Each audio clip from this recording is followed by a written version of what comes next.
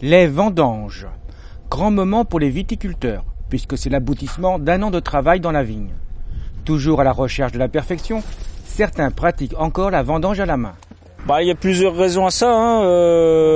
Disons que la philosophie qu'on se donne, nous, du vin, c'est de se ramasser un raisin le plus propre possible pour l'amener au pressoir et ensuite faire un vin tout simplement, quoi, avec une base de raisin sans y ajouter, sans avoir de correction à faire derrière, quoi. Après, parce que la vendange, il y a des années où la vendange, il y a plusieurs aspects après au niveau de la vigne, parce que tout se prépare à la vigne avant. Donc il y a des années où la vendange va arriver à une qualité exceptionnelle, on n'aura aucun raisin abîmé et tout. Il y a des années où le temps nous joue des tours, hein. On est soumis à des règles météo qu'on contrôle pas. Donc c'est toujours une recherche de la qualité. C'est dans un but qualitatif au bout, oui, tout à fait. Il y a vraiment le côté qualitatif, puis le côté de donner vraiment l'esprit du vin, faire quelque chose de vrai, quoi. Enfin, l'idée, c'est vraiment faire quelque chose de vrai.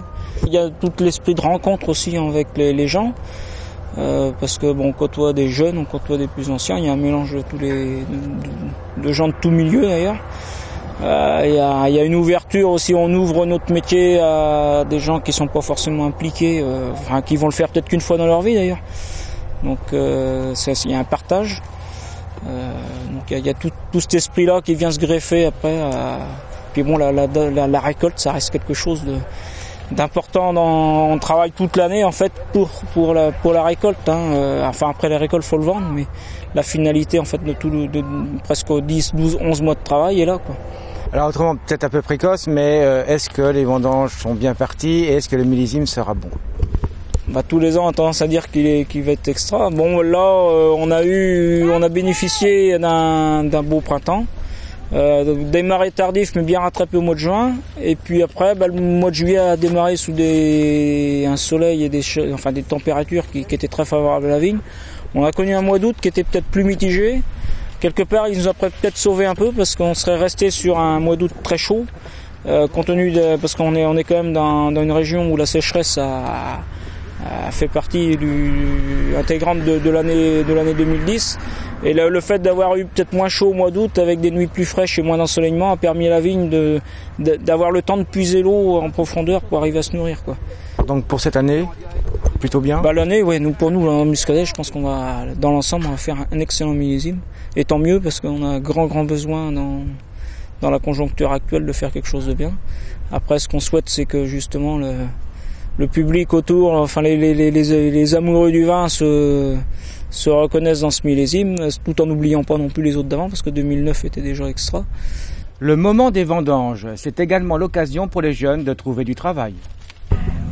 Parce que j'aime bien faire les vendanges, c'est convivial, et puis comme travail saisonnier, je suis à la recherche de travail, donc voilà.